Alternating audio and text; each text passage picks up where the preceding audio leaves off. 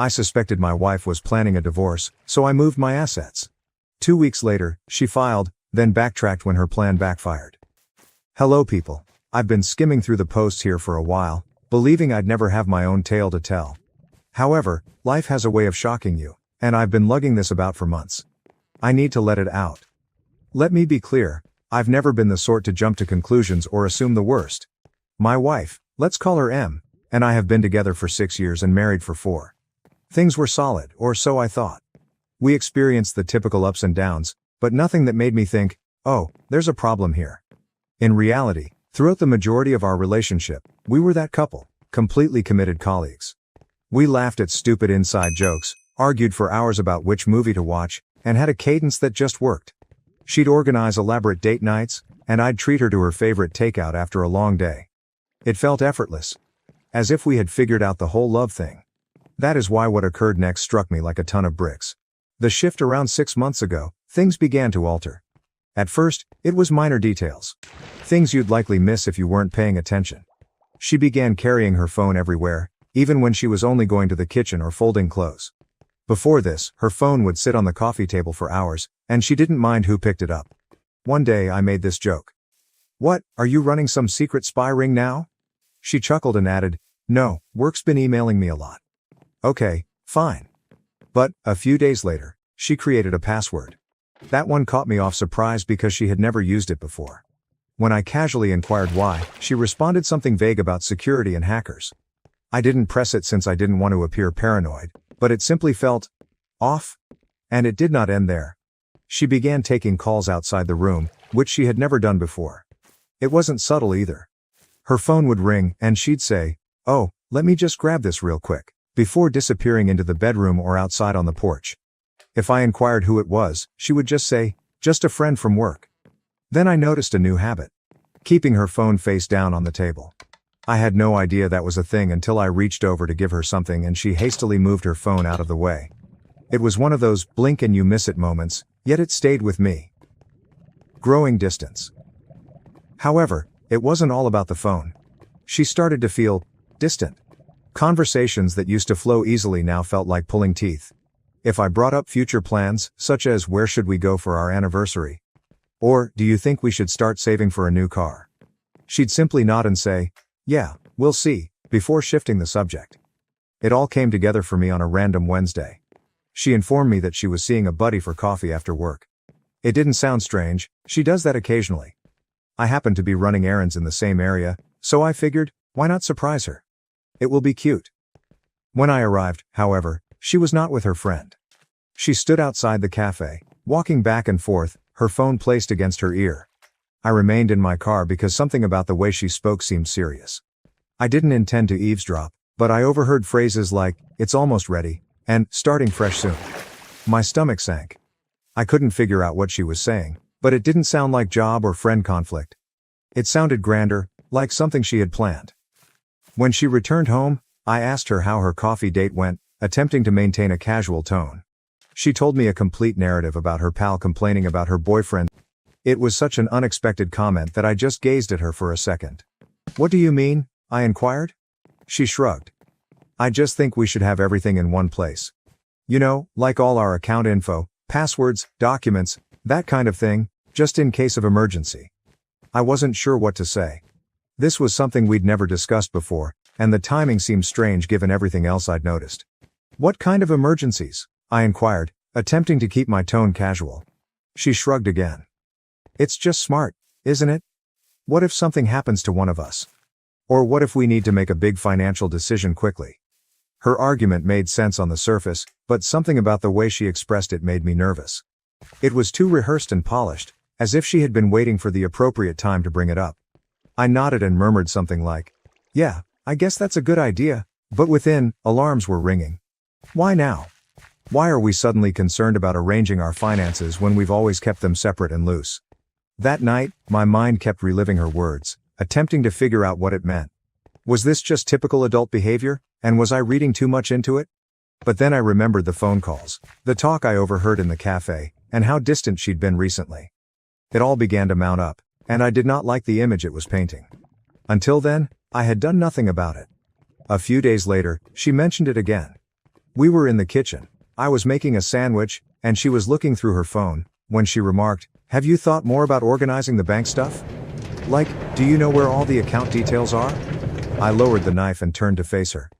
"Okay, what's going on?" I inquired, attempting to keep my tone light but firm. "You've been bringing up the finances a lot lately. Is there something we need to talk about?" She finally looked up from her phone, astonished that I had pressed her on it. "No, nothing's wrong," she responded hastily, making me giggle. "I just think it's important, that's all. You know, for emergencies." "Emergencies? Like what?" She shrugged, her expression unreadable. "I don't know. Just life stuff. It's not a big deal. I promise, I just think it's something we should get on top of." Her response seemed ambiguous. Too vague. I nodded and let it go, but the way she avoided providing a direct answer made me even more suspicious. It didn't seem like a casual suggestion anymore. It felt like she was concealing something, but I had no idea what it was. So, the next day, while she was at work, I decided to look into our finances. I opened our joint account online and discovered something unexpected. Over the last month, a few tiny moves had taken place. Nothing large, but small quantities that did not appear to have a clear purpose. They were not designated for bills, groceries, or anything similar. I didn't want to jump to conclusions, but it appeared that she had been withdrawing money from the account for some reason, which I couldn't figure out. I considered addressing her, but something told me to wait. If I was wrong, I'd look ridiculous. And if I was correct, I had to be careful. It was eating at me, so I contacted someone I trusted, an old college friend who also happens to be a lawyer. I told him what I'd discovered while trying not to sound like a conspiracy theorist. "Look," he remarked after I'd explained everything. "I'm not saying something is absolutely going on, but you're not insane for wanting to be ready. If you're concerned about protecting your assets, now is the moment to do so. Better safe than sorry." He walked me through what I could do, simple procedures to ensure my finances were protected if something happened. I'll admit that taking such drastic action felt out of the ordinary. It felt like I was preparing for something dreadful even though I wasn't sure what was wrong. But the more I considered it, the more it made sense. If she was really up to something, and I was beginning to suspect she was, I needed to defend myself. It was not an easy decision to make, however. This wasn't just about money or assets. It was about the life we had created together. I kept repeating images in my head, our wedding day, the late-night conversations about our dreams, and the weird little jokes we shared. How did we arrive here? Is this what our marriage had come to? The prospect of taking these measures felt like conceding defeat, as if I was officially abandoning the trust we previously shared. That evening, while she was out, I sat at my desk and took out my laptop. My hand shook as I opened the computer and began browsing through everything: bank accounts, investment accounts, and the property deed. Each paper I studied felt like a betrayal, but a persistent voice in my head reminded me that this was about survival, not sabotage. I didn't mean to hurt her. I couldn't get rid of the idea that if I didn't act now, I'd regret it later. I compiled a list of everything I could transfer and how to do it without raising suspicion. As I typed, I felt a crushing weight settle against my chest. I had entirely trusted her for years, and now here I was, playing defense against the person I thought would always have my back. Then I called my mother and explained why I needed her help, but not in detail. "I need you to hold on to some things for me for a while. It's nothing bad, just something I need to do to protect myself, just in case." She was silent for a minute, likely trying to figure out what I wasn't saying. "Are you okay?" Her voice was filled with anxiety. "Yeah," I lied. "It's just a precaution. Nothing to worry about." She didn't press me, but I could hear the pause in her voice when she responded. "Of course, sweetheart. Whatever you need." I hung up the phone with an odd mix of relief and shame. I despised engaging her in this mess, but knowing she had my back provided some steadiness in an otherwise chaotic environment. By the time Em arrived home, I had already begun the process. I moved the majority of my assets, our cash, investments, and even the house, to my mother's name. I kept enough in our joint account to keep up appearances, but the rest was locked down. She didn't notice anything. She walked in, kissed my cheek, and asked if I wanted to watch a movie. I appeared okay, but inside I was a wreck. Part of me felt awful, as if I had betrayed her trust. But another part of me felt relieved, as if I was finally gaining control of a situation that had spiraled out of my control. Over the next 3 days, I tried to maintain a normal routine. I didn't want to let her know that anything had changed. She appeared satisfied, even unusually cheery at times. However, rather than putting me at ease, it increased my suspicion. If she was plotting something, she did an excellent job of concealing it. What stood out, however, was that she never brought up the finances again, not even after I questioned her the last time. It was as if the subject had evaporated from her memory. At first, I believed I had overreacted, and she dismissed the subject since it wasn't relevant. But the more I thought about it, the more I realized she was avoiding it. Almost as if she was afraid to bring it up again after I pressed her. I noticed her staring at me a few times, as if she was assessing my mood or contemplating whether to say something. Every time I noticed, she'd quickly return her attention to whatever she was doing. Her phone, the TV, a book. It was slight, but it was present. It felt like she was waiting for me to bring it up, as if she didn't want to push the issue again. The silence only made me feel more anxious. It wasn't like her to drop anything she considered essential, and the way she avoided it suddenly appeared deliberate. If she was testing the waters, she was not going in. If she was waiting for something, I was not about to give her the go-ahead. Whatever her next move was, I knew I had to be one step ahead. Something was coming, but I didn't know when or how. All I could do was prepare. That night, I made certain that everything was solid. I glanced over the paperwork again, double-checking every aspect of my mother's asset transfers. The house, the savings, the investments, everything was now legally in her name, sealed in an uncontested trust. I even called her to confirm that she had all of the necessary papers. 2 weeks had passed, and everything appeared normal, frankly. She was acting more loving, even starting to talk about unrelated topics like jobs or what we should eat for the evening. It threw me off because she'd been aloof for months, avoiding anything more than superficial conversations. Part of me began to question whether I had been overreacting all along. Maybe the strange conduct was merely stress or something I didn't comprehend. But then, one random Friday night, she sat me down on the couch, turned off the television, and said, "We need to talk." My stomach fell quickly. I knew what she was going to say before she did. "I think we should get a divorce," she replied, her voice so calm it seemed prepared. It wasn't furious or emotional, it was simply frigid, as if she had told me we had run out of milk. I stared at her, unsure how to respond as she explained her argument. She mentioned needing space, wanting to figure herself out, and feeling like she'd lost her identity in the marriage, standard breakup phrases that didn't really explain anything. But then she said something that struck a different tone. "You know, I've made a lot of sacrifices for you over the years, and I don't think you really appreciate them. I deserve more." That last part stung. It wasn't just that she wanted out, it was that she framed it as if I owed her something, that everything was my fault, and she was simply claiming what was properly hers. As I sat there, trying to understand what she was saying, a new question arose. Why now? Then she said something that made everything start to make sense. "A friend of mine has been helping me see things more clearly," she continued, not looking at me. "A friend." I remained still, letting her speak, but my mind was racing. Who was this friend? Why were they so involved in my marriage? The way she stated it was not casual. It seemed like someone had been hyping her up, convincing her that leaving me wasn't simply a choice, but a strategy she needed to implement. And the more she talked about how she deserved more because of her sacrifices, the more I became skeptical. Sacrifices? What kind of sacrifice? She was happy with me, or so she said. I worked hard to offer her the life she desired, and it wasn't just about money.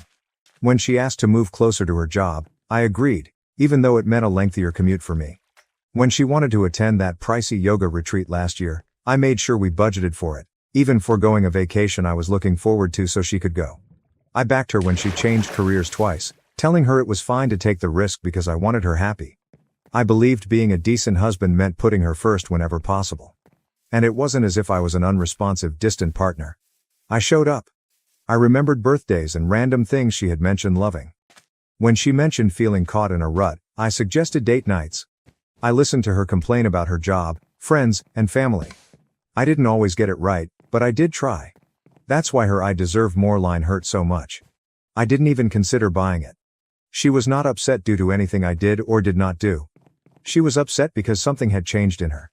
Perhaps it was the acquaintance she kept bringing up, or something else. But the lady sitting in front of me was not the woman I married, and I was not going to let her rewrite our marriage tale to fit her new narrative. I didn't press her at the moment. Instead, I nodded and said something innocuous, such as, "If that's how you feel, I guess we should figure out the next steps." She seemed startled that I wasn't arguing or begging her to stay, but I didn't mind. My attention had already changed. I needed to know who or what was causing her sudden, planned shift in conduct. She didn't just wake up one day and decide she wanted out. This was something greater, and I wasn't going to let it surprise me any more than it had already. After that chat, she went into her own apartment, and I received the divorce papers on Monday. Let me tell you, they didn't only want to stop the relationship. They were planning to take everything, half the house, my savings, my assets, and the car. She wanted it all. Plus, some ambiguous spousal support clauses that made little sense given her high salary. It seemed as if she was expecting me to give her all I had worked for. At first, I assumed she was just being vengeful, but the way she articulated her demands, so specific and aggressive, reassured me that she had someone guiding her through this. So I started digging. I couldn't just ask her who she'd been talking to, so I had to be clever. I began with her social media. She hadn't blocked me, and even though she didn't post frequently, I searched through her tagged photographs and comments looking for someone new. That's when I discovered the pattern. Jake repeatedly liked and commented on her posts. Nothing obscene, but enough to make me pause. I clicked on his profile, which was public. At first glance, he didn't appear to be much more than a 30-year-old marketing professional. But as I scrolled down, I spotted something unusual.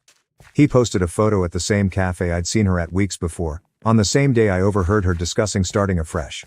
My gut churned as I continued scrolling. More subtle signals were a comment on one of her pictures that read, "You've got this," as well as a selfie he'd taken from what appeared to be her new residence. None of it was substantial evidence, but it was enough to raise my suspicion. I wasn't sure what to do with this information, but I knew I couldn't just sit there and wait for solutions to come my way. Her statement of a friend who helped her get through things remained with me, and I wanted to know who it was. I decided to contact one of our mutual acquaintances, Lisa. She and my wife had been friends for years, so she knew what was going on. I kept the conversation light at first, asking if she'd lately spoken with my wife or if anything seemed strange. Lisa reacted swiftly, saying she had no idea about the friend or any suggestions. I asked a few more probing questions, but she cut the conversation off defensively, claiming she couldn't help me. The entire situation felt rushed, as if she was trying to avoid becoming engaged. Not willing to give up, I called another buddy, Emily. I followed the same pattern, stating that I was simply trying to make sense of things. She was apprehensive at first, responding vaguely to my questions. When I pressed her more, she quickly ended the call, leaving me even more skeptical than before. I sat there, frustrated, trying to figure out my next move. Then, to my astonishment, Emily called back. She told me she needed to make sure what she said didn't come back to her. I assured it wouldn't, and after a long pause, she revealed what she knew.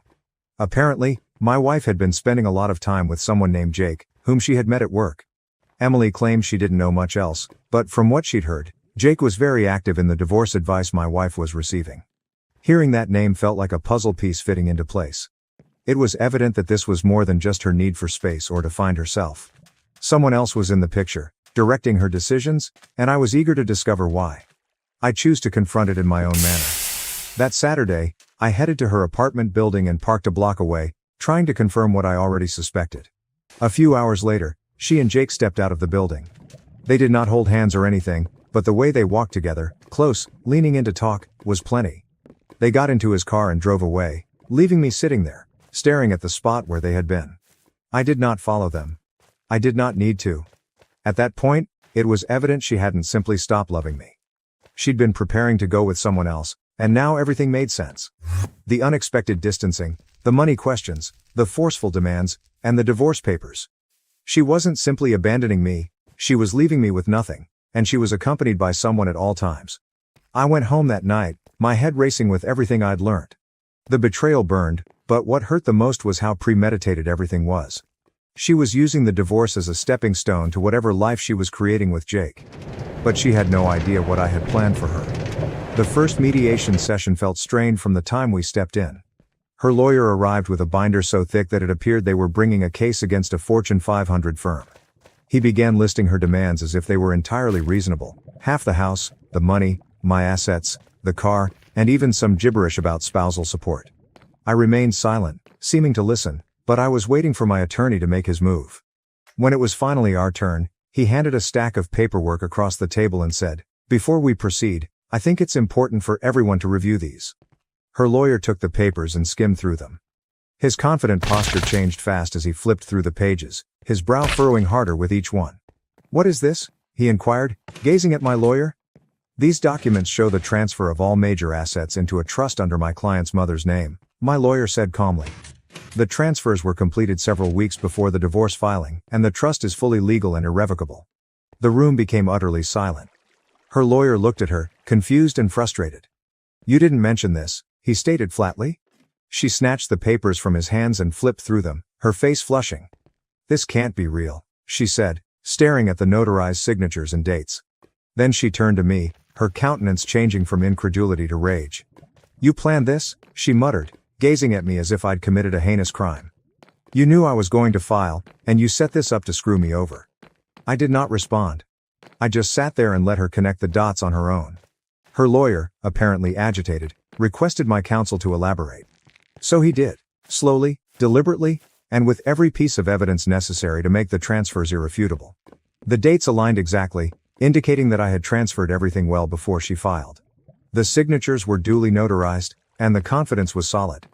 There was nothing they could do to challenge it. She was furious. You're unbelievable, she said, leaning forward in her chair. I can't believe you'd do something like this to me. I still did not say anything. What was there to say? This was not about me doing anything to her. This was to defend myself because she had made it apparent she was not going quietly. The conference finished with her lawyer saying something about needing to rethink their strategy, but everyone in the room knew they had no further moves to make. When we walked out of the building, she took me aside in the hallway, her expression a mix of rage and desperation. This isn't over, she added, her tone low. You're going to regret this. I just looked at her and said, I already regret trusting you. That's the only regret I have. Things escalated faster than I had anticipated following the mediation session.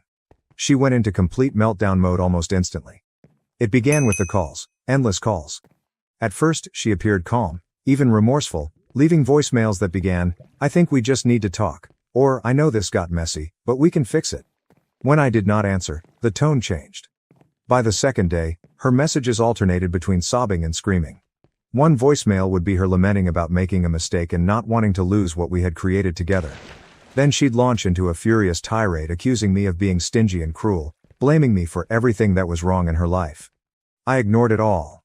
My lawyer told me not to engage, and I honestly did not want to. I was finished playing her games, but she was not. When the calls and texts did not work, she began telling stories. Mutual friends informed me that she had been telling people that the divorce was a hoax, and that it was all part of a larger farce. A prank? I mean, who would believe that? The flaws in her story quickly became apparent. Friends began to ask questions like, if it was a prank, why did you file actual legal paperwork? Or, why hire a lawyer and make such specific demands if it wasn't serious? When others didn't instantly accept the hoax justification, she doubled down. She said it was not a joke, but rather a test of our relationship's strength. She began casting herself as the victim, claiming that my reaction had hurt and betrayed her, that I had gone too far and broken our marriage's trust. At first, some individuals seemed to believe her stories. I'd get strange emails or comments from acquaintances like, wow, I didn't realize things were so rough for her. Even her brother lashed out, saying, you should have just talked it out instead of being so drastic. It was annoying, but I knew the truth would eventually come out. And it did, due to a common buddy.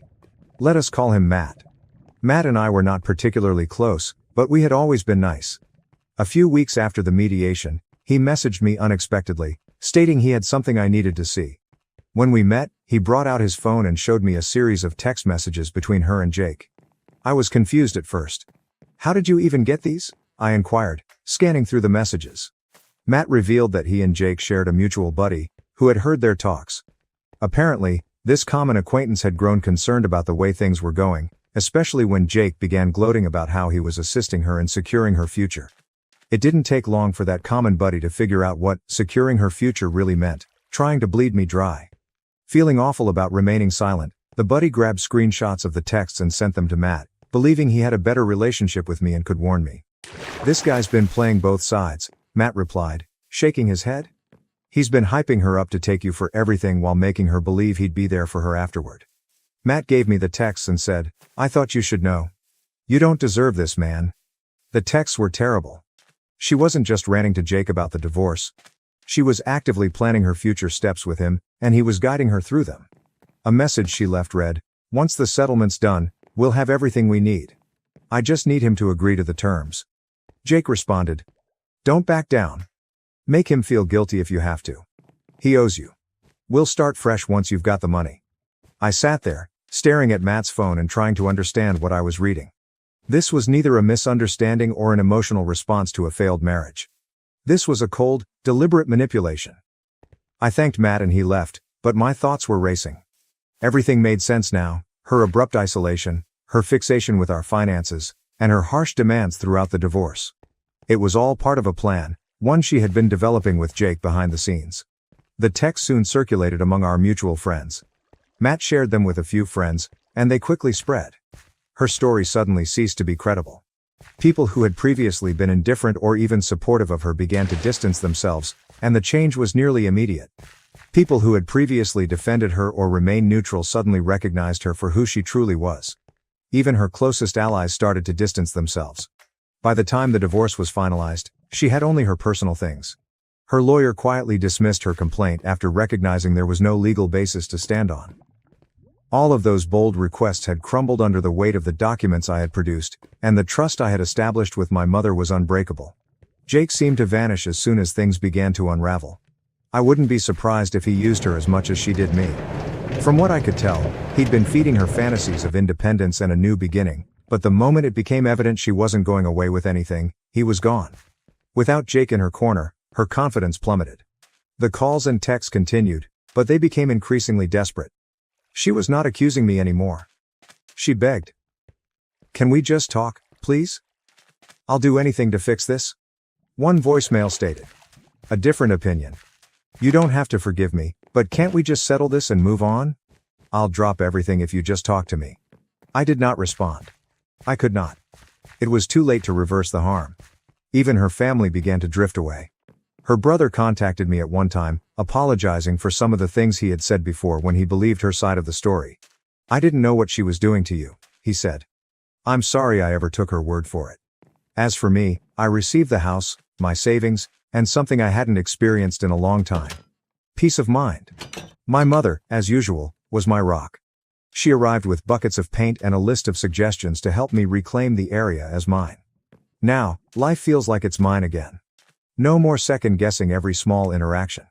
No longer feeling betrayed. Just peace. She is a chapter from my history that I no longer read.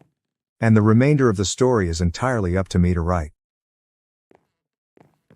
Thank you for watching. If you haven't subscribed yet, please do so and hit the notification bell to stay updated with more shocking real-life stories happening around you.